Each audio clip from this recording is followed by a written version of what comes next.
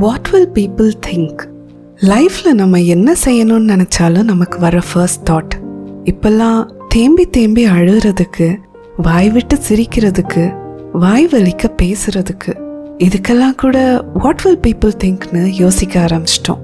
What will people think? What will people say?